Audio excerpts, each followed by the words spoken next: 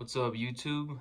I just wanted to talk about my experience thus far with my first pair of Red Wing Iron Rangers. Really, really nice boot. Probably the nicest footwear I've ever purchased. Super thick, sturdy leather. Um, just all around really good craftsmanship for the price. I used to be all into Jordans and Nikes and shit, and just eventually I was like, why am I spending money on shoes I don't even want to wear because they're gonna get dirty in one day. Whereas with like nice leather boots like this, you take care of them. You can get them resold at a cobbler, or if they are Red Wings, you can get them done for 130 bucks at your local Red Wing shop. Um, but I don't care if these like they get dirty. You clean them, you oil them up, conditioner, whatever you prefer to use. Use a soft bristle brush, knock any of that dust off, and the leather just ages nicely. It breaks in nicely, and I haven't had these very long, so I'm still in the break-in process. But so far, honestly, it's not that bad. They're really stiff at first, but it doesn't. I don't feel any sort of like pain compared to some other boots I've broken in.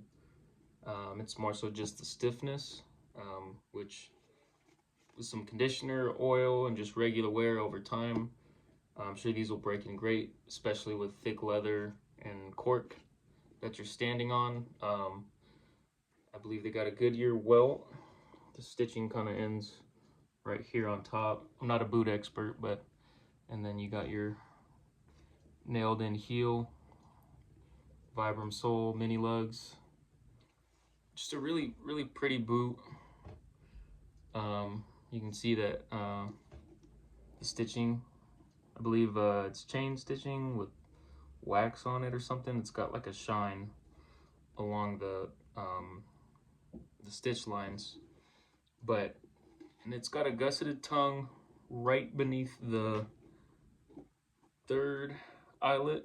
One, actually, yeah, right beneath the third speed hook eyelet on the inside is where you'll find the gusseted tongue. So not super high or anything, but it's kind of a nice touch. Really nice feeling tongue. There's thicker leather around the collar pad, and that's just lint from the tag. But if you're debating getting these, I would say get them.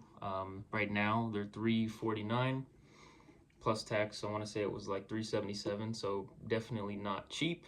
However, I'd imagine a pair of boots like this with a real nice thick toe cap, which actually feels really firm out of the box.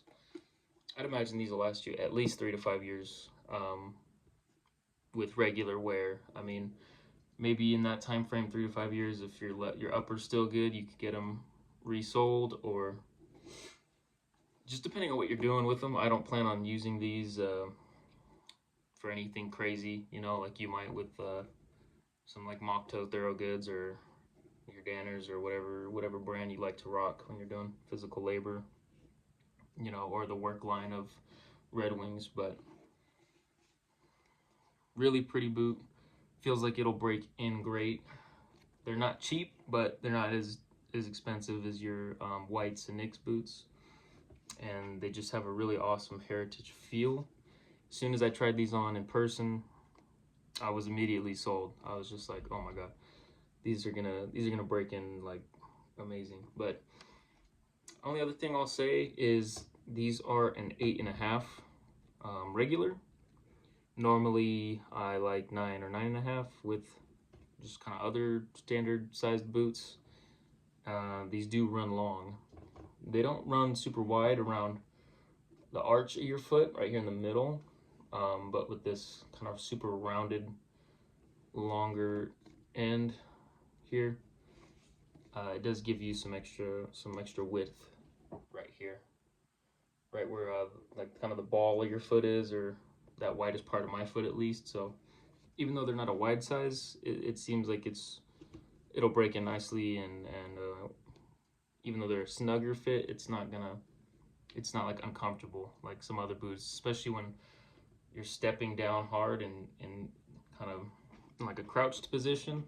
I don't feel any like harsh creasing on the tops of my foot, which I hate. I hate that when a boot hurts the top of your foot and you got to take out like inserts or something. Which in here there's no removable insert. I don't see the need for one. Feels like they'll kind of mold to the shape of your foot over time, but there you have it. Those are kind of my first impression thoughts on the Red Wing Iron Rangers, and they're copper, classic copper color. You can get them in a darker color if you want, or even if you get them like these, because they didn't have all the colors in store. I mean, I'm sure they'd stain darker with just some mink oil or something.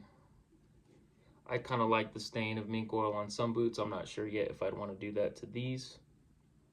They do kind of break in or wear a little differently, kind of with that darker outer stained, and then as you kind of scrape them up and just with regular wear, it kind of gives them an even more rough and tough looking worn aesthetic on the leather. But these already kind of have a little bit of that going on,